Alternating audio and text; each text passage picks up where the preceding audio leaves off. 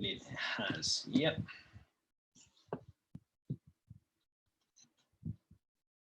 Okay, I believe we are now live. Hello, how are you? Yes, we're custom streaming. How are you? Welcome everyone to the Feel Inspired podcast. My name is Amit Sodha. This is episode 9 and I've got a fabulous, gorgeous guest with me today. I'm sure she's going to be as entertaining and fun as the last 2 guests that we had. But before I introduce her, I just wanted to say thank you again so much for joining and for all your shares, likes, comments. And if you have any questions for Renu, feel free to put them forward. We're going to be talking about mindset and social media. And of course, your defining moments in your life as well. But just a quick introduction, the Feel Inspired podcast came about because I wanted to recreate that feeling that I've had in my life where I've read a book or seen a quote or heard a song or watched a motivational video and it sparked something in me. It gave me a moment where I felt inspired and I made a change or a shift in my life. And I want to recreate that for people because some of the guests that I get on are all going through the same sort of journey where they're having a defining moment as such, which is kind of very apt for this. And kind of has influenced their journey, has influenced the direction they've taken. It's kind of helped them change direction and enter a new paradigm in their life. And so one such person I have with me today is this lovely lady called Renu Ravalia, and she is a social media and mindset mentor. But I'm going to hand over to you for the next couple of minutes. I'd love to just kind of for you to give a quick introduction, tell people who you are, how you got from where you were to where you are now, a bit about what you do, and kind of feel free to take as long as you need. Okay, so I am based in Leicester, from London originally. Oh, you're a Leicester person, eh? I'm in Leicester, yeah. Lovely. From London, born and bred, but married and moved to Leicester 3 years ago. Been here since 2016. Started my business in 2018, and we're going to talk a bit about that later because that was one of the defining moments, moving to Leicester and starting the business as well. So as you said, I do social media and mindset. Again, another defining moment there, which we'll talk about later. I feel like there's all these defining moments that have kind of got right now. Not just one, there's many, right? So social media mindset. I actually did psychology as a degree, and I loved psychology. Actually, I loved that as a degree, and I think again, it's been the whole human behavior and the interest in human behavior that's got me to where I am now. So the reason why it's social media and mindset as 2 different things is because I believe very strongly that everything starts with you. So like you said, I feel like I've been on a major journey myself, which started in 2012, which I'll tell you more about later.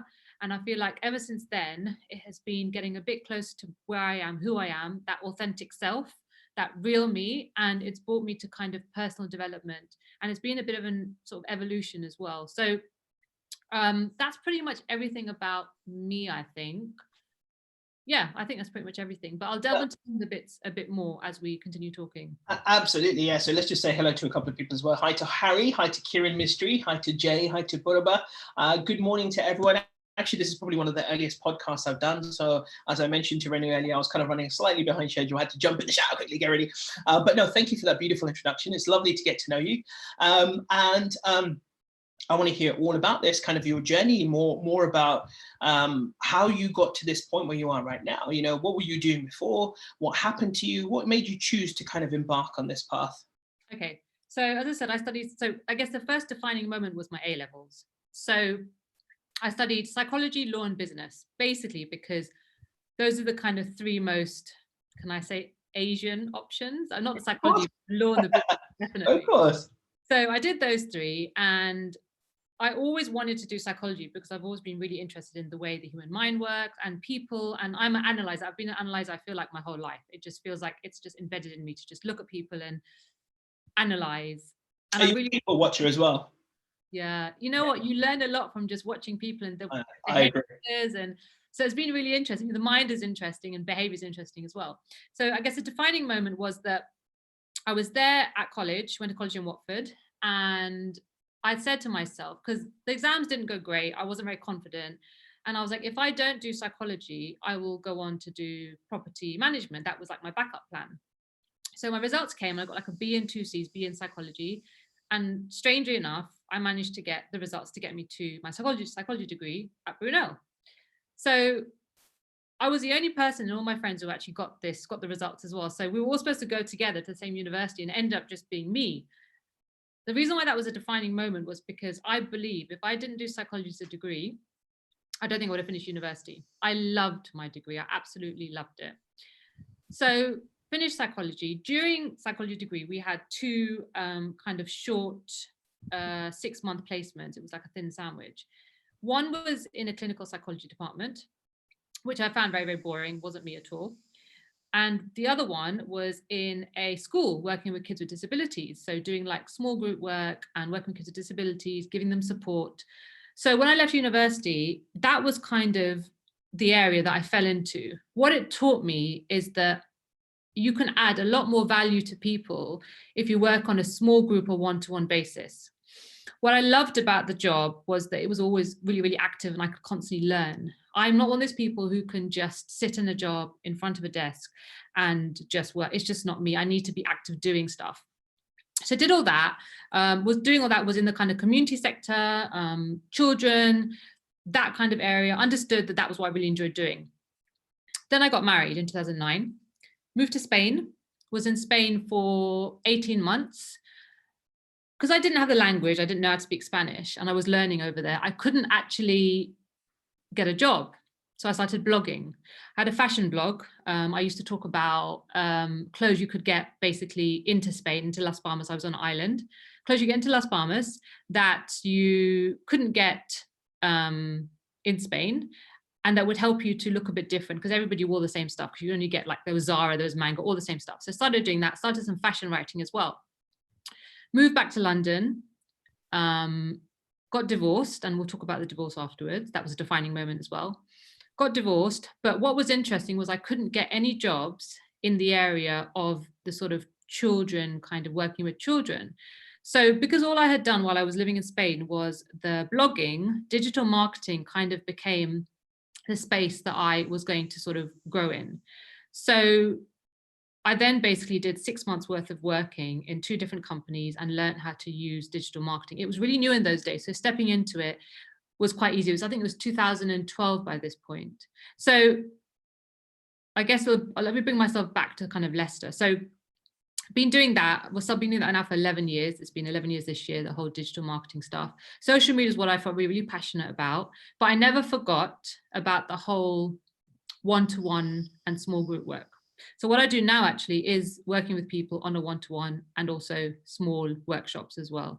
So that one defining moment of doing that psychology degree and then working with children with disabilities now allows me to teach people on a one-to-one basis, because I wouldn't have known I was good at that unless I'd done that after university. So I knew that I wanted to teach. I knew it was all about empowering people because that's what I had done. That's what I had learned when I was in my 20s. So I guess that's quite a good way to just show you how what you learn from that defining moment can bring you to where you are today. So that kind of covers the whole career, I guess. It reminds me of what Steve Jobs says as well, when he says that sometimes you can only see the dots, join the dots looking backwards, not forwards. And it's only when you look back, you can start to see why you ended up in that situation, why you ended up feeling the love for the things that start to become apparent to you. And then it all started to develop that picture for you. But these defining moments, I love this idea. We'll come back to your story in a minute as well. I want to ask you about what does a defining moment mean, actually? What does it even look like? How does someone know what a defining moment is? Good question. So there's going to be that moment in your life that changed everything for you. So, you know, like as human beings, let's say being souls, we have like different paths we can take. So like I remember a defining moment being when my father got ill. That was a massive defining moment with me because that changed everything about me. It's like all of a sudden you're from like a child to like an adult. It kind of makes you grow up. So it's those moments in your life, and it doesn't have to be negative. It can be a positive thing as well. It could be, you know, that time that you married that person who changed everything about the way you looked at yourself, for example. So it's that moment that you can pinpoint that created a massive change in your life that basically has brought you to where you are today. Does that make sense? Makes perfect sense, yeah. Do you have any defining moments that you can think of? I have many, many, many, many defining moments. I was telling someone recently that one big one for me was seeing someone jump out of a 21st story window when I tried to stop them. That Wow. was definitely a big one. Losing my mum, losing my sister have been big defining moments. Trying to take my own life has been a big defining moment for me. And like you said, there's not been one, but there's been many of them that have eventually kind of cascaded onto each other and caused this cascade effect, which has kind of culminated in why I do what I do. Yeah. I would say, never put it down to one particular moment or one particular event, but I think sometimes if you go and see like inspirational speakers, they always talk about one moment. They tend to kind of focus on one moment, but actually there's probably many, and those have been some of my defining moments. But there's actually been more subtle ones as well. Even I was going through some videos in my phone today that I've been creating, that I've done all my inspirational videos and stuff, and I keep a library of them. And I was just kind of going through them and just seeing my journey through them today. And I came across one of the videos which tells that story of a person named, I forgot the name in that particular story, but let's call the person Jack. Yeah. Jack is the kind of person who's a happy-go-lucky, always kind of positive guy, the kind of person who irritates you because they're always so positive. And one day, this person as well, Jack, owned a restaurant. One day, one of his staff went up to him and said, "I don't get it. How are you always so happy?" And Jack replied and said, "It's very simple. I wake up and I realize I have a choice. I have a choice to be happy, or I have a choice to be sad." And the person replied and said, "Oh, surely it can't be that easy." And it said, "Of course it is. It is that easy." And then one day, Jack was in the restaurant locking up, and he got broken into. He got shot, and he got rushed to the hospital. And the nurses and doctors are scurrying around trying to save this guy's life, and they're trying to see if he's conscious. And they see that he's got a little bit of consciousness, and they say to him, "Look, we need to know, are you allergic to anything?" And he's like, in and out of consciousness. He's like, "Yes, bullets." And then, long story short, he eventually survives and thrives, and life goes on. About 6 months later, that same employee saw him and came up to him and said, "Look, I heard about what happened, and how did it all feel? You must have been so scared." And he was like, "Yeah, I was, of course, scared, but at that moment I realized I had a choice to die or I had a choice to live, and I chose to live." And I think that when I heard that story, I think it was in Chicken Soup for the Soul, I heard that story the first time. And that for me was a very defining story. So I know I kind of just went on a real tangent there, but yeah, I love that story. And so that kind of has been one of the more subtle ones that's come my way. So yeah, sorry, to answer your question, those have been mine. And the next thing I was going to ask you was, then what does someone do if they think they have a defining moment, but they're not sure, they don't know what to do with it? What does it mean? I think it's worth reflecting on. I mean, it's worth reflecting on your life and looking back. So I actually heard about this whole defining moment thing. I was listening to podcasts and I was like, that's really interesting. So I actually sat down and I thought, okay, all these things have happened in my life. Okay, so I've had, my father getting ill, for example, me getting married, me getting divorced, like all this stuff has happened. And I thought, out of those things, and I made quite a long list, and I thought, out of those things, what things have actually made a massive difference to my life? Like, which of these have been like ride or die moments? And when I reflected and I sat down and looked at it, I was like, okay, that. Then see, I guess I've been doing this for a while, kind of the self-reflection and stuff. So I journal on stuff. So I'll sit down and I'll be like, okay, what did this make me feel? How did this make me feel? What impact did it have? I mean, I try and dig a bit deeper. Is there anything underneath this that I need to work out, that I need to deal with? I'm pretty good at kind of figuring out my issues and then trying to deal with them myself. I wouldn't always suggest that. Sometimes I think it helps to get some help as well. But I do think like digging deep. So make a list of everything that you feel is a moment that has made an impact on you. And out of those moments, see which one of those is actually one that really, really stands out and has impacted you to the extent where your behavior or the way you are is different today, is what I would say. Lovely, good answer. I like that. I think as well, because I think that can be quite sometimes a tough thing for people to grasp. They don't always see it, and you're not always aware of it, that something has changed your behavior. And you have to be thinking. you have to be very, very aware. Awareness is massive. It's like, have you ever like read something or seen something and it's had this weird impact on you, and you're like, oh, it's made you feel anxious, or it's made you feel sad. You're like, why do I feel that way? They're like, okay, so where does this come from? Like, I'll be like, okay, where does this come from? And I know certain feelings come from like certain emotions. So it might be like a feeling of neglect, might be a feeling of abandonment, might be all these feelings that I've realized, the things that everything stems from that. But you have to be so aware to be like, okay, well, what is that? Where does that actually come from? Is it actually what I think it is, or is it something else? And this is where obviously the work on yourself and the self-development work and the kind of looking within yourself really, really helps, because half the time it's not what you think it is. There's so much more. Absolutely, 100%. So please do tell us more about your journey and kind of, what you've been through that's kind of led you to this point. And you mentioned divorce among other things as well. Yeah. And obviously that's never easy for anyone at the best of times. So what happened there, and if you don't mind sharing a bit of that story. So basically, I got married. I moved to Spain. I was in Spain for 18 months. Moved back to London. It just didn't work out. There was nothing that happened. It just didn't work out. I guess that whole situation though left a kind of real feeling of kind of, you feel lost. You're like, well, I thought marriage would last forever, and I thought my life would be like this. And then you're kind of faced with a situation that you're like, now what do I do? Like, now what? You get married, you have kids, you live your life with your husband. So it was a very lost feeling. So during that time, I actually took some time off. So I obviously moved back here, back to London. And then I was like, let me just have some time. So I'd actually gone to India, and it was a cousin's wedding, went to India and met this guy. So basically I'd gone to this guy's house. He was a channeler, he channeled from like Sai Baba, so religious guy. And I didn't believe in any of this stuff. I was just like, I don't really understand this. I don't know. But somebody said, why don't you give it a go? What have you got to lose? Go speak to him. Went to go speak to him. And it was really interesting because up until then I'd looked for jobs that were working with kids. And he said, you can't work with kids anymore. And I was like, well, why? He's like, you're not emotionally strong enough.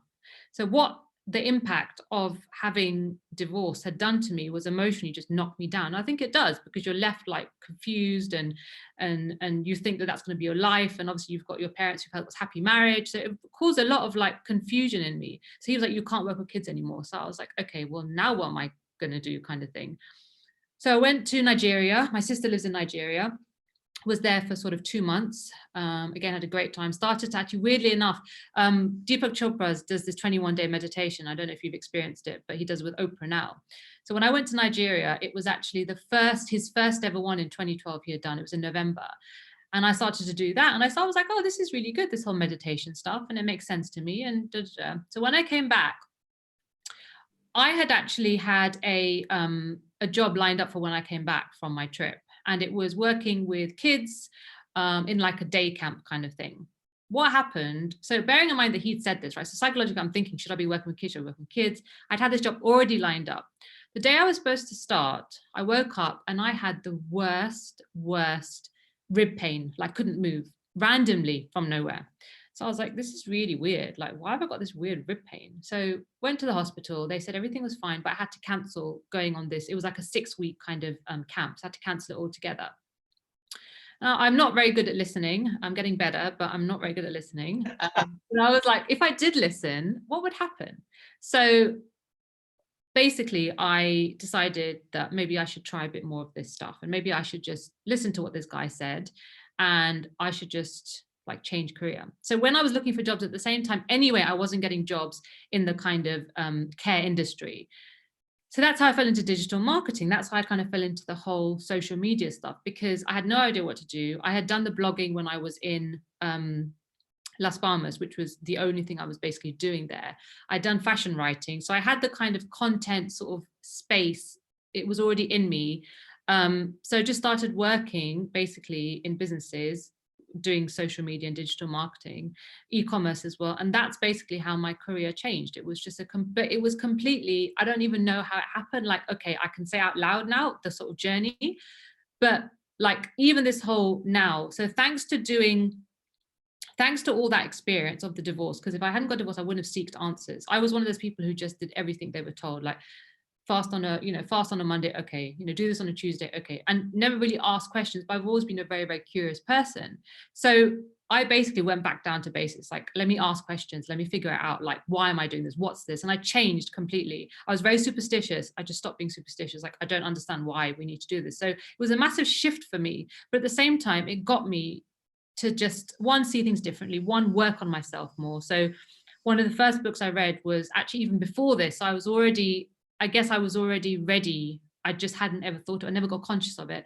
Was Many Lives, Many Masters. I don't know if you've read it. I've read it.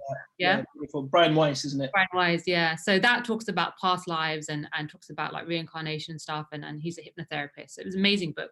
So I'd already read that as well. So I feel like all this stuff was kind of embedded in me, but I had no reason to delve deeper into it.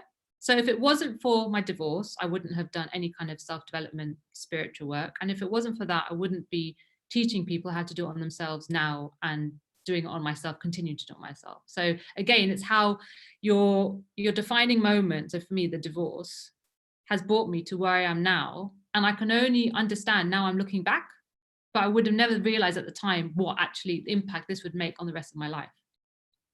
So yeah. And that's it, isn't it? No, I don't think anyone ever realizes. And you know, in the moment of something like that happening, whether it's divorce, losing someone, you know, losing a job, being redundant, or just going through a tough patch or rough patch in your life, I don't think anyone would ever hold it against anyone as well, that you're feeling bad, you're feeling down, you're feeling, you know, horrible practically, you know, like, you know, on edge all the time, or anxious or scared or fearful, but no one knows. But the challenge is getting out of that, and getting out of that funk, and being in a position to change your perception of that event to something else.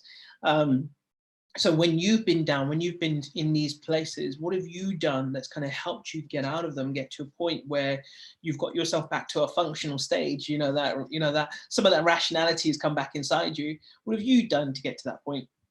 So I think, first of all, it's really important to say that, like, and I say darkness and light, or love and fear, or ups and downs are very normal. And I think realizing that, first of all, is massively important. Like, you're not always going to have this wonderful, brilliant, perfect life. Like, it's just not going to happen.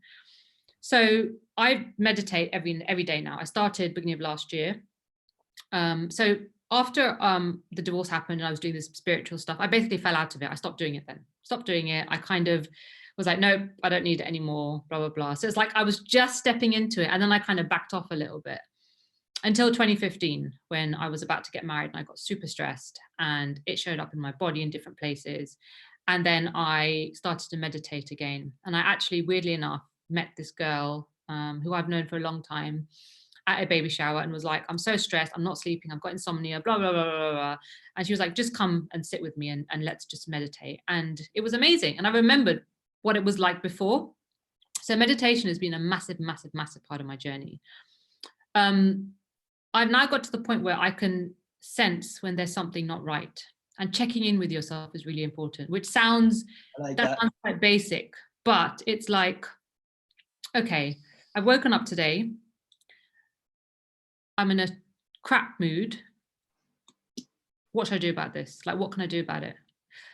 If I force myself to sit there in front of a computer for 4 hours, it's going to get worse. I know that. So maybe the thing I need to sit in nature. So what I've been doing in the last sort of 5 days is getting up early and sitting in the garden, and just that time in nature, getting grounded, because it's a very kind of unstable, uncertain time. I love trees, so I often touch trees. If you ever follow me on Instagram, you'll see me touching trees all the time, because I feel like I need that stability. So I often go to parks, I sit in the garden, I would need to be near ground as well. Nature, I think, is a beautiful thing. So meditation is a definite. Checking in with yourself is a definite. Journaling, if you can journal. So you wake up in the morning, you're feeling crap, you're like, where's this come from? And it sounds a bit crazy, but it might even be like a bad dream you had or something that it's come from. It might have been a memory that you had from the night before that you didn't actually deal with. Some people journal at night as well. They sit down and they write what their day was like, what they went through. And I'm not a great sleeper, so I do find that I need to sort of spend an hour. I get into bed at normally 9 o'clock, and for an hour, I meditate, I journal if I need to, I might read a book, but anything to calm myself. Because what I learned is that if you're not calm on the inside, you're not going to be calm on the outside, and vice versa. So it all has to start from within. So hence why I do the meditation as well. So those are just some of the things that I believe have really, really helped me to kind of get to where I am now, and the things that I would never, ever give up now, especially the meditation. Lovely. I love that. I'm like you. I'm a daily meditator. I don't know if that sounds really weird. I actually became a meditation teacher at the age of 15. That was the start of my meditation journey many, many, many years ago. We won't talk about how long ago that was, 28 years or so. But yeah, long, long time ago. Before we continue, I just want to say welcome to everyone who's watching, by the way, live. In case you missed any of this, of course, you can watch the replay. You can catch the podcast. So if you're out on your walks, whenever you want, you can always listen to the podcast on Spotify, Apple, iTunes, etc.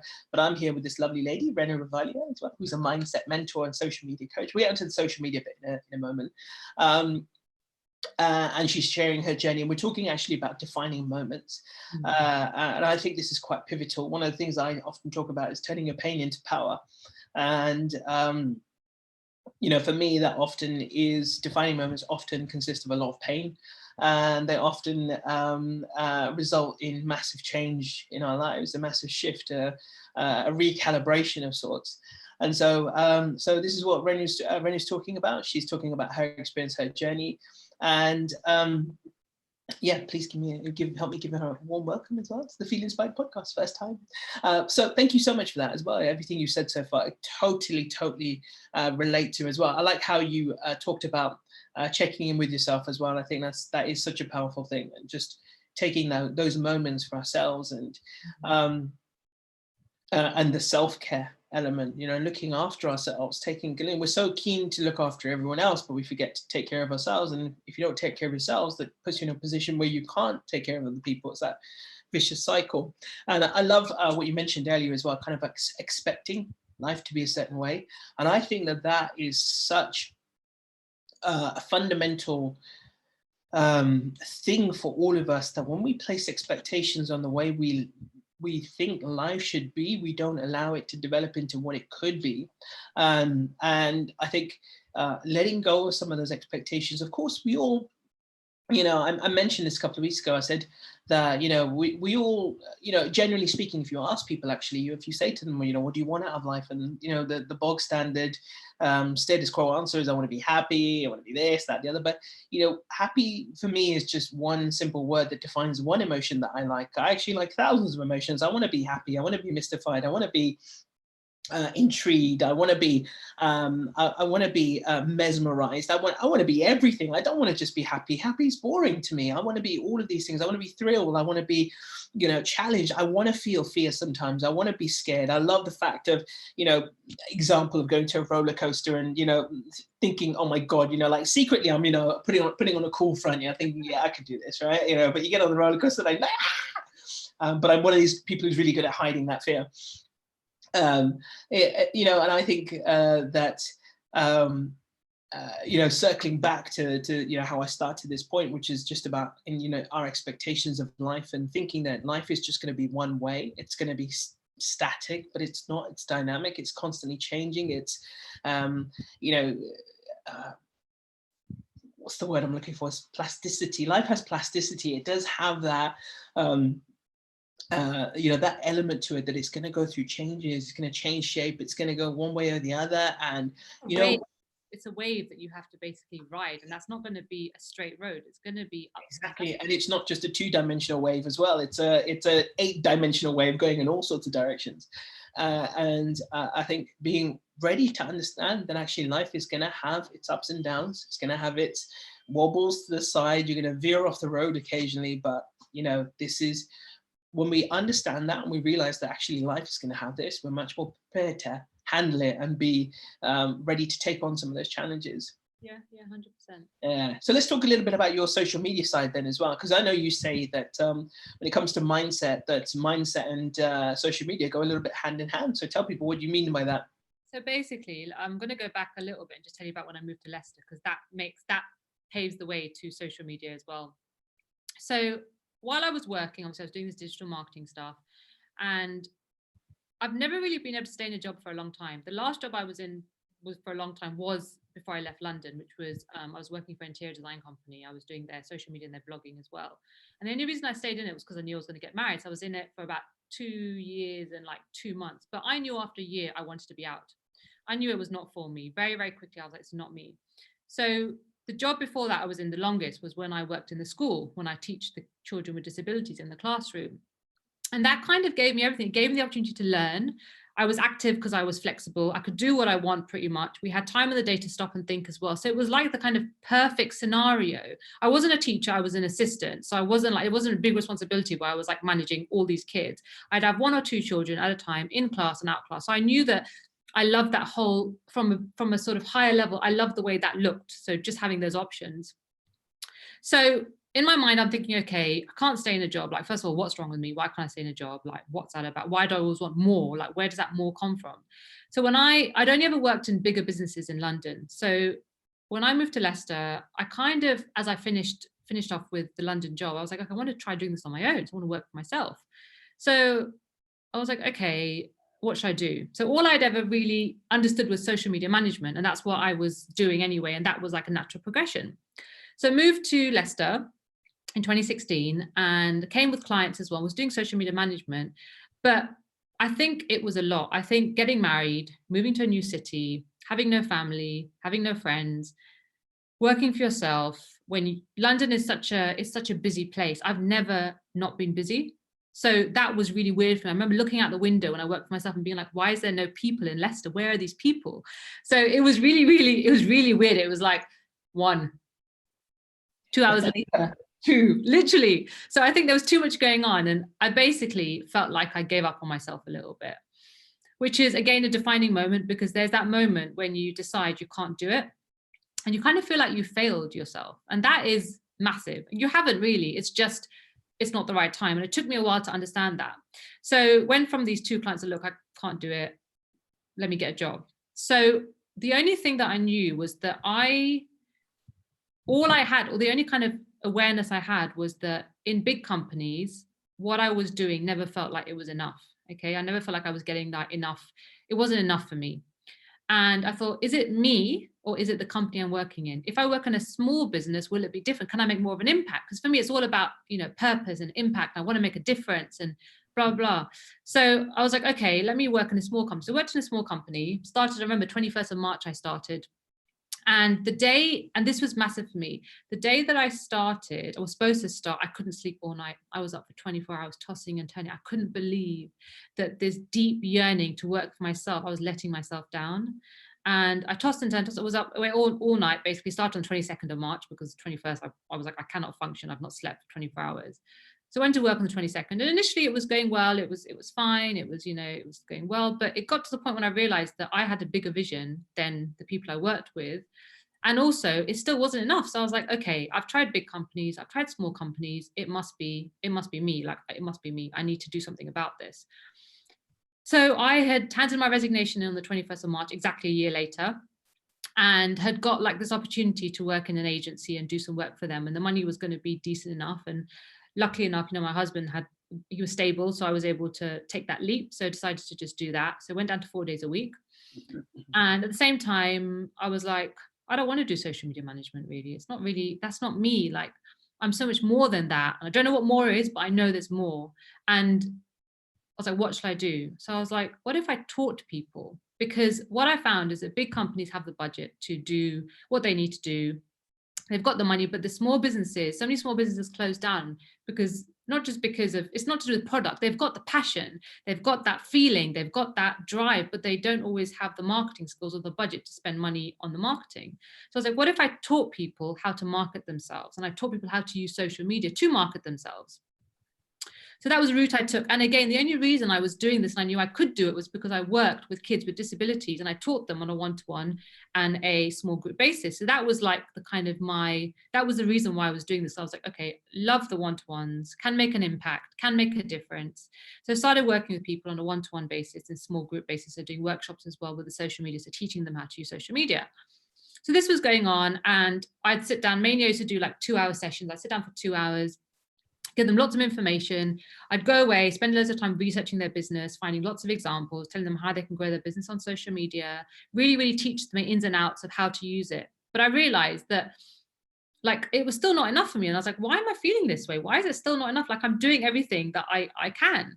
And what I realized is the reason why people don't always go away and do stuff on their social media and don't always, put their face in front of their brand is because nothing to do with not understanding the techniques. It's because they don't have the confidence or the belief in themselves. So the whole mindset stuff came about because I really, really believe that if you can change the way you think and you can deal with some of those beliefs that you've got within yourself or lack of confidence, that anything is possible. And I know this because in 2018, when I left my job, I was really, really scared of public speaking. So this would never happen, this whole conversation, because I'd be too scared. Always really scared of talking, right? Shit scared of talking. So it never would have happened. But I decided that if I didn't learn and if I didn't put myself out there and get out my comfort zone, my business wouldn't grow. So in August that same year, 2018, I basically left. I signed up with this lady and I was like, can I talk for your group? She said, yeah, of course. And I remember just being so nervous and praying and meditating and doing all sorts of stuff before because I was so scared. But that first time I did it and I spoke, like I realized, again, defining moment, saying it now, I realized I had like a lot to say. And what I said like made sense and it sounded good and the response was good. So like, if I hadn't have done that speaking out loud, I wouldn't be doing like videos and I wouldn't be doing this now as well. So I really encourage people that, and I say to the clients that unless you work on yourself, you're not going to be able to grow your business, or your business will grow when you grow. Social media is like, social media is like a superficial. It needs to start deep within so you can deal with the issues you've got, so then you can put yourself out there. If you don't deal with yourself first, you're never going to get to that stage where you're ready and willing to put yourself out there, and then your business won't grow. So that's how the social media and mindset kind of sit with each other. And people don't really always understand it, and this is why especially my Instagram, I'm on Instagram a lot. I speak a lot about kind of how you feel and how this can impact the way you do business. So I changed my direction in, it was actually only beginning of this year, January, to focus more on the business, the mindset, and the social media as one. So I will work on getting you routines. I will work on making sure that you meditate. I will work on your limiting beliefs. I will work on changing the way you think. And at the same time, I'll teach you how to use social media to build your brand as well. And they sit very side on side. And it's helped people massively. And all of a sudden, I feel like I'm making the impact I couldn't make before. So yeah. Nice. Not often you hear that people equate mindset and social media together, actually. But I think you do hit on something quite important, which is that obviously that, whether it's any other perceived inadequacies we have in ourselves about our ability to speak, to communicate, to sell, or not even, like I've seen some people who don't want to, they want to have a business, they want to, sell their product themselves or whatever it might be, but they struggle to speak about themselves in a high, with high esteem, or really, in private, they'll have passion about their product or themselves, but then publicly, when it comes to actually doing it, they really struggle to then put that out there and speak of it in a way where other people buy into it in the way that they have. And that's, ultimately the goal. But I find that so true that a lot of people and many small businesses struggle with that so much. It's a good way to do it. I think it's a really good way. Like everything that I bring to the table is everything that I do. So it's all very authentic. It's not like I'm selling you something that I'm not doing myself. Unless I do it myself, I'm not going to give it to you. It's that simple. So I have to work on myself so I can help you more. And it's actually really interesting because the first job I had when I started digital marketing, there was this amazing guy called Alex, right? He was in his 30s. He was a young guy. His name was Alex. And again, this is another defining moment that literally has just stayed with me. And so he run these two businesses.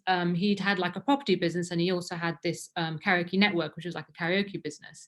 And he set them up himself. Really, really confident guy, really like this. And you'd see him on the phone. The way he sold, he could have sold to like, he could have sold like, I don't know, something like, to like, I can't even think of anything. To a butcher. There you go. Sorry, that's the first one that came to my mind. Amazing. I was thinking more of like igloos and Eskimos. Oh, that's it. Yeah, sold ice to an Eskimo. That's the one. Yeah, that's the one you're thinking of. Yeah. Get it. So he was so confident. And when it came to leaving the business, I was like, look, Alex, I need to like leave. I'm done here. He took me to a cafe and he was like, look, Renu, he believed in me so much. Like, I didn't believe in myself, but he believed in me. He's like, look, come on, Renu, don't want you to leave. Really don't want you to go anywhere, you know. And the thing is after 2 weeks of working in that company, he left me by myself to look after the company. And I did it. I'd never done that before. And no one had ever put me in that position before. So I was like, look, Alex, I can't. And he was like, look, I will give you another business. I've got another business. I was like, oh, surprise, surprise, third business just hanging around. He's like, I've got another business. I'll give it to you to manage. Take it over. Go run with it. Do what you want. Become a partner. Do what you want. And I was like, this was literally must have been 2013. So year after I got divorced. But I didn't have the self-esteem or the confidence to do it. I was like, no, I can't do that. I mean, if you gave it to me now, it'd be a whole different story. But that's the thing, like, sometimes we don't realize that lack of confidence, the way it affects everything. And exactly what you said, one of the first things I do with my clients is to work on kind of like the self-esteem part of things. So they'll be like, oh, you know, they can talk to me about how great their brand is, but they can't put that messaging in words. And that comes down to not feeling confident enough. And that probably comes down from a much deeper place. But people don't always realize the impact that has on themselves, the way they sell their business, and then the way people see them as well. So yeah, I mean, Alex was again another massive defining moment because he saw something in me I couldn't see in myself. And I was like, wow, imagine like now if the same scenario came up. But we don't know what impact the things that happen in life are going to have on us. We just have to ride them, don't we? And just see. And then when we look back and be like, oh, that makes sense now. I didn't believe in myself. Now I do. And what a difference it's made to me as well to get in that place. So yeah. Yeah, absolutely. It reminds me of back in the day before I actually took the step into coaching back in, oh God, didn't even know what it was, 2005, I think it was. Before that, people were telling me, they were like, oh, you'd make an amazing coach, you'd make an amazing, you know, this, that, the other and stuff. And I'll be like, yeah. Whatever. Yeah, exactly. Buraba says, wow, this is a really great discussion. I'm really enjoying it. Caroline says, I'm watching from the Philippines. Jennifer said, I feel exactly the same way about being joyful. And Kavita just asked, she said, do you deliver a similar approach to student young people in relation to building their online brand, but also embracing mindset for criticism they might receive? Oh. Criticism is really interesting because I've had some negative feedback recently and I call it feedback. I actually went on the radio a little while ago to talk about this. So I call it feedback. The answer is no, I don't. I haven't done it so far. I'd love to go in and talk more about this. It's not something I've done. So if I've been doing more the mentoring one-to-one work with business owners, I've not really sort of gone into that. But the whole criticism is, again, it's about kind of having to take a step back and being like, first of all, and this is the thing, this is a really hard thing to do. You have to kind of step away from yourself psychologically, like walk away, take a step back and be like, is this about me? Is this about the person sending the criticism? Or is this about something else? And that's where checking in, reflecting is really, really helpful to be like, where is this actually coming from? And that involves, again, a lot of work on yourself. But also sometimes criticism will just help you grow, won't it? There's no such thing as, I don't believe there's no such thing as failure because everything is happening for you. That's one of my biggest mantras in life. Everything is happening for you, whether it's good or bad. Same thing about somebody says something to you. If anything, it's going to help you learn and grow. So if you don't see it as criticism, you just see it as feedback, like I said, then it's not going to be taken so personally. So you're not going to necessarily react to it like you would if it was criticism. Does that make sense? Makes perfect sense. Yeah, absolutely. So go on then, tell us the truth then. What was this criticism you received? So somebody put a post up on actually two. So first of all, I had a guy, it was weirdly enough, it's always men and most of my audience is women. So that's quite interesting. And my husband says it's because men are a lot more honest and just say what they feel and women are a lot more diplomatic. And I was like, oh, yeah, maybe that could be true. Yeah, maybe. So basically this guy had put this post up saying, something like, sent loads and first we sent about 6 or 7 messages, which I think already is like, hold on a second, you're watching me, you're criticizing me, but you have time to send me 6 messages. That's a bit strange. Or it's like, that's a bit weird. Something like, oh, how can you call yourself a mentor where you don't have like a big following? And I remember reading it and I remember just being like, okay. So first of all, isn't it sad that you think in order to do your job, you need to have 56,000 followers. Like, isn't that really, really sad? Like, I can impact one person by saying something, and isn't that's all that matters? So automatically it made me think like, okay, maybe this person is, that obviously doesn't think like me. And weirdly enough, at the end of it, I just said something like, thank you so much for following me, I really appreciate it. And that was it. Like 4 words. I didn't want to feed him. I didn't want to come back. Didn't want to get defensive. Didn't want it. If you have a problem, then why are you following me? It was that simple. I was just like, okay, that's cool. That's fine. I got some more as well, actually. I put a post about marriage. And again, it was a guy saying something a really honest conversation about marriage and how it's quite difficult, and it's especially being a woman. And this guy was like, oh, I've worshipped my wife and blah, blah, blah, blah. And I think I responded once and just said, okay, good for you or something. Just left like that. But if you ever do get feedback, criticism, whatever you want to call it, don't feed it. Take a step back. Like I said, I've learned in life, don't say it. Don't say it. Whatever you want to say, don't say it. I get loads of those on my Facebook page as well. And anytime someone criticizes me, I just say thank you. Haters fuel me. Haters empower me. Great, love it. Thank you. Keep them coming. You can be straight. To keep it positive, don't you? Yeah, keep because it annoys them as well if you don't take it in a bad way. It really does. But yeah, no, it's quite interesting what you said about it. It comes from guys. But the first one you mentioned as well, and I just think to myself, look, it's easy to want to chase numbers, but really, like, if anyone comes to me now and asks me about any of the success I've had with social media, I just say the same thing. Don't chase numbers, chase engagement. No, well, don't even chase it, but do you know what I mean? Like, focus on engaging, because that's the only real thing you need. If you engage with people, look, everything else falls into place. If your content is engaging, if it's authentic, if it really comes from a decent place, if it comes from your experience, your feelings, who you really are, it makes you human to them. People love that. Whereas if you're just putting up content for the sake of it, people don't respond. I fall into that trap daily, but but I notice the difference straight away when something is genuine and authentic compared to something which is not.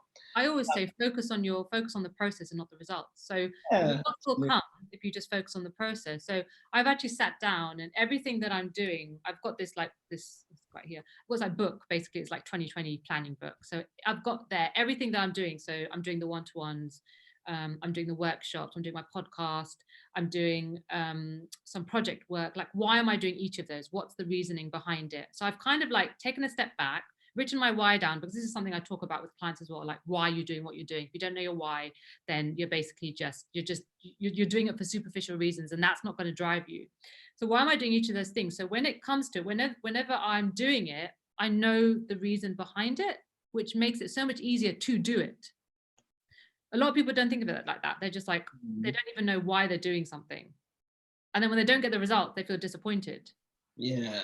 Right? So really, you have to just be aware of why you're doing it and be very clear on it. So then whether you get results or not, it doesn't matter. So I made a decision that even if I can impact one person through a video or through a post, and my posts are always very authentic. I only say things that I really, really mean, because otherwise it's like I'm lying, and I can't do that.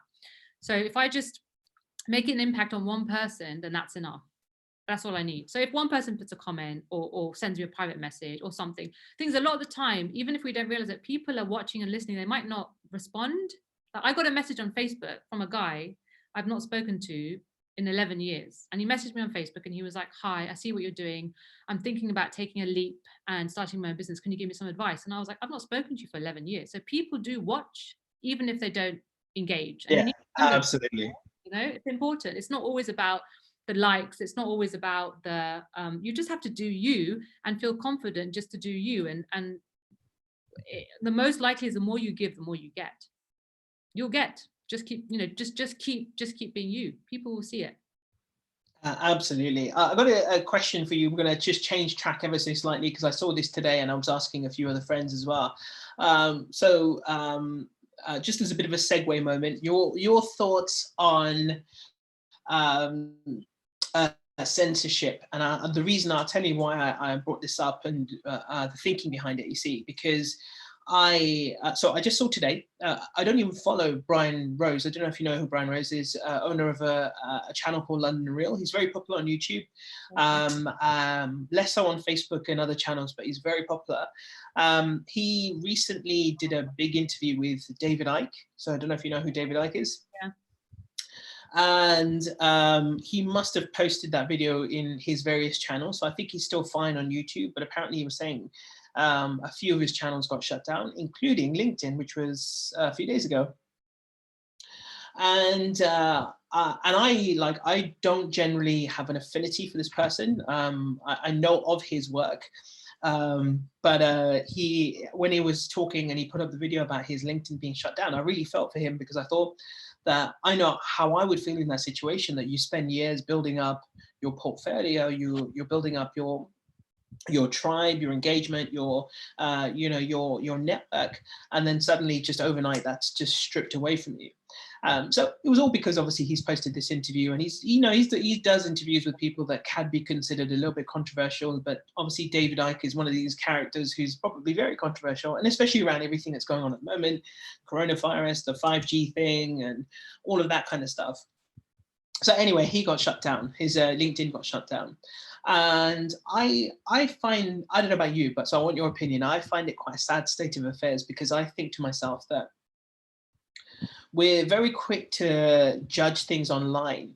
And there are certain things I think should be taken off. If for example, if you see, a video content of, some piece of major violence, real life violence, and people are just turning it into a form of entertainment, I think that that's the kind of content that should be taken down. But if someone's just expressing an opinion, even if it's not a popular opinion, even if it's, I think, to be honest, I would go as far as to say, even if it's mildly racist, if it's mildly sexist, I think it should be allowed, because it's just an opinion. And I'd rather talk to those people and educate them, because I believe that as soon as you stifle a voice, it rises up in the dark. And I think it's never a good thing. So that's my thinking behind it. But I just want to know your take on that with regards to obviously social media, your expertise in it, and things that are going on right now, and fake news and all the rest of it, and the impact it's having. So see, I'm 43 now, revealing my age. I've probably got less years ahead than I have behind, almost. But I do think to myself that I'm not worried about myself, but I do think about our children and the world that we're living in, a world of censorship. They can't actually say their opinion or say what they feel. They constantly have to edit what they're thinking. And I don't think that's healthy. What do you reckon? I think there's still safe places to speak your voice. I think, and this is actually quite interesting. So, Caroline Flack, obviously, passed away, and really, really sad. She committed suicide. Basically, what I felt is after that happened, everyone was like, this whole be kind movement, right? Like, let's be kind, let's be kind, let's be kind. Now, let's be honest. It wasn't, when things were going well for her, social media was probably her best friend, right? Probably her the place where people would send her positivity. And I think the problem is this whole working on yourself and looking at yourself is something that people still don't do enough of. So my happiness shouldn't come from, say, a social media post, right? And how well a social media post does. But unfortunately, that's the way we think. So with the whole Caroline Flack thing, obviously they blame social media. Why didn't they talk about this before? Why is it that the second something goes wrong, social media is blamed for it, And I think with the whole censorship, the thing with social media in particular is, if you want good and bad, then share it on your social media, because it's not always going to be positive, uplifting stuff. It's just not going to happen. But you have to be ready to accept whatever happens. So even this guy you said who posted this video, you have to think about the potential repercussions of what you're doing before you do something, And I don't think everybody is ready to hear these opinions as well. Like you said, it is very political. But if you've got a strong enough following, people will find you, even if in that situation you get closed down, for example. People will find you. And I don't think it'll affect you as big as you think it does. As for sort of censorship around our kids and stuff, I think it's scary.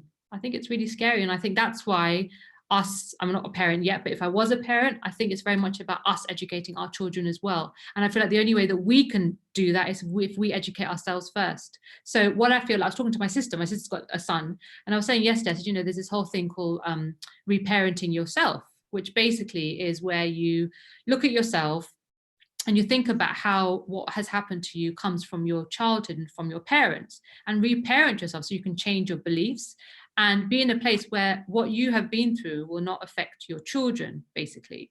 So this whole conscious parenting is about being very conscious. So if you can do that where you're working on yourself first and you can teach your children, you're going to have children who are a lot more stronger, more resilient, you know, who believe in themselves more. But it has to start with us as parents. When I'm a parent. But yeah, does that, I don't know if that helps answer your question, but it just came to mind that I think that's why there's so much power in looking within. Yeah, absolutely. I think I agree with you on that. I do think though that I think, you know, that I guess my opinion stretches also to the giants of technology, of course, you know, Google, Facebook, etc. And the overall power they have. What I don't like in this situation, in a situation like this, is that essentially they closed his account without any sort of warning, saying you've breached our rules, just so you know, this is the reason why, or we're taking down this video. But it was just a clear cut, chop, done, you're out of there. And I think that that's a very, very dangerous thing. Let's face it, from here on out, we're going to be online a lot more and more as time goes by. And to be able to just suddenly chop someone off like that, it's like literally the way I define it is chopping off their arm. Yeah. You know, you're so embedded in using a tool to connect with people, express, blog, vlog, whatever, and then to suddenly have that taken away, I think it's, you know, it's like that the adage of you know, with great power comes great responsibility. And I think tech giants need to reevaluate how they deal with situations like this. That there should be some kind of warning system, or a clear-cut way of saying to people, you know what, we feel you've breached our rules. We'll give you 2 more chances. If you do it again, you get 1 more final warning, and then we will revoke your account. I think that's fair enough. But don't you think that at the moment it's very much a learning? Because obviously you said like there's so much, it's, don't you find like it's so intense at the moment with the information out there that I think, okay, what they did was wrong, and I get it, but I think we're also wrong to rely on these channels as well. You know, we're wrong to depend on them, because we depend so much on technology, which, you know, is that a good thing to be doing, really, to be depending on? So I know we don't have a choice, but yeah. I don't know, like I think there's an argument there. I don't necessarily think there was a dependence, but I think once you've had it a long time. So I'll give you another example. So, you know, as you know, right, I've built up quite a big following on Facebook. Yeah. And about 3-4 months ago, 5 months ago, maybe, several of my friends who also have very big Facebook followings all had their pages shut down. No warning, nothing. Now, these are real people who've, you know, spent years toiling over these pages, building this up. You know, it almost becomes, right, and the way I would describe it, and they would describe it as well, is that it almost became their child, you know, because you're nurturing it constantly, daily. So a lot of these people, and I wouldn't go so far, I don't think it's too far to say that they were actually in mourning after all this happened, because you've just spent days I mean, I literally spend, you know, hours on my Facebook daily, because firstly, I love content creation. I love putting things out there. And so I'll invest the time in it. If suddenly it was stripped away from me, I remember when it happened to them, I was thinking to myself, I thought, God, if this happens to me, I remember speaking to my wife, and I said to her, do you know what? I need to be in a state now where I need to prepare that this might happen to me, because Facebook are not giving any notice. They're just taking them down. It could happen to me tomorrow. So I started to think about it, and I thought to myself, I do need to put myself in a state that this could happen. And that did help, but it would still, I think I would still be devastated if it did happen. Which is normal in any situation. If something is taken away from you, and I think this is for looking from a bigger picture, of course you're not gonna feel lost without it, aren't you? But you're doing the right thing by being aware that it could happen, because that's why we get so shocked, isn't it? Because we had no idea it was gonna happen. So if anything, actually. That's the challenge, though, I think, as well. So you were talking about kind of the learning, and I think the thing is as well, if you look at the technology giants, they have the tools, they have the people, they have everything in place to make quick decisions. And you look at, for example, the recent spread of fake news. How quickly did WhatsApp bring in the feature where you can only forward messages a certain time? Like if someone forwarded me something that I wanted to forward on, and because it'd been forwarded on so much, I could only forward it on to one group at a time. And so, this was just a funny piece of content that I wanted to share with friends, but I could only forward it one group at a time. So they've obviously now put this in effect very quickly. To be able to give people a chance, I think, could be put into effect very quickly. It wouldn't take long. I think if there was enough people who stood up and said, look, you can't do this, they probably would consider it, because there's always got to be some kind of comeback from people as well, right? I mean, that's what I would assume anyway. I'm a very it's all going to be fair. Yeah. It's all going to be great kind of, yeah. You would think that as well, but the people that I've had friends had it happen to, they're people with quite good resources, but they do not have enough, no matter how much resources they have, to take on the tech giants. They're just too resourceful literally, that they, even if they try to, they'd probably end up losing. So they didn't do it in the end. I'm hoping after this whole COVID-19 that has forced people to be online a lot more, I'm hoping that it will make some changes as well with these tech giants too. I'm hoping that because all we can hope is that it's going to make people think about things a lot more than they would normally. Yeah, absolutely. I'm sorry to have digressed a little bit there, but I just wanted your take on it as well. I think it's an important subject and something that needs to be discussed, and probably needs to be brought into the limelight more to figure out a way forward. It's good that you mentioned that, because I didn't know that could happen, and this is why it's good to talk about it as well, because I didn't know that they could just. I don't know anybody who's had that where they've just closed down their Facebook page. I had one friend, I think the biggest one that happened to, she had something like 5-6 million followers on Facebook, and her page got shut down, literally. No idea for why. one post. For one post, according to Facebook, for one post that breached community standards and was apparently threatening. It was a quote. It was a very simple quote. Someone must have reported it or something, and the breach was that it was a threatening post, which it wasn't. I mean, if you looked at the post, it was so benign, but that was it. One post. 5 million followers gone in a split second. No warning, no second chances, nothing. Pretty unfair, isn't it? That's crazy. It's crazy, isn't it, to think that suddenly, you could be shut out like that. And I think that this definitely, needs to have some limelight, and they need to really think of a better system for, if someone does breach a rule, really, really seriously breaches a rule, of course, then you kind of take action. But, for people who are just expressing an opinion, I think it's too strong. They're strong arming, and it's an abuse of power. But hey, that's a definitely another in-depth discussion for another time. But for anyone who's kind of just joined or only recently joined, this is the lovely Renu Ravalia. We've been talking about mindset and social media, and of course your defining moments in life. And if you've just joined, you can go back and watch from the beginning, or you can listen to the podcast on your walk tomorrow or today later on. Once I get uploaded, it will be on Apple Podcasts, on Spotify, and all the big platforms, and on Anchor. I think you're on Anchor as well, aren't you? So you can follow Renu there. So before we go, your final thoughts on mindset, social media, defining moments. If you want to grow your social media, grow yourself first. That's what I have to say. Nice. Look at yourself and just think about if you're actually what you're putting out as well. That's another thing. I find people I'm very much, again, I think this comes with being a psychologist, but I'm very much like, what do you feel? I had a client recently who put up a post, right? Put up a social media post, and she was like, oh, it took me ages to figure out what to put up, and I don't like it. And I said, well, how are you feeling? Because I was feeling really shit. And I was like, well, why did you do it then? Next time, do not put something up if you're not feeling in a good place. You have to feel it. So if you put something up, for example, and you're not feeling in a good place, then you're not gonna feel the same way about it when you put it. It's just gonna sit there then. So you're basically you need to feel in yourself. So start with yourself, look at yourself, grow yourself. If you can't, like you said earlier, if you can't say 5 nice things about yourself, I think you need to get to the point where you need to start. So look at you first. Always look at you first. And grow you before you grow your social media. I like that. That's a good one. That's a good tagline. That is. I literally say, and this is one of my like things, but if you want your business to grow, you have to start with yourself. You grow first, your business will grow automatically. It all starts with you. So yeah. I'm doing the virtual round of applause for everyone there. So how can people reach you, by the way? What's the best way that people can get in touch with you, connect with you, etc.?